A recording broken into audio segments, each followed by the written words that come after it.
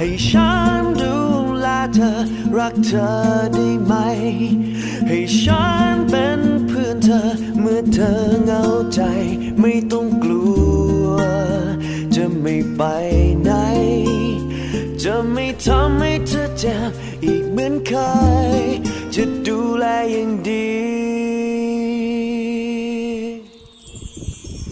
หากว่าเธอยังลังเลไม่แน่ใจก็ปล่อยให้มันเป็นไปให้ตัวฉันได้พิสูจน์ว่ารักเธอมากสักแค่ไหนโปรดไว้ใจ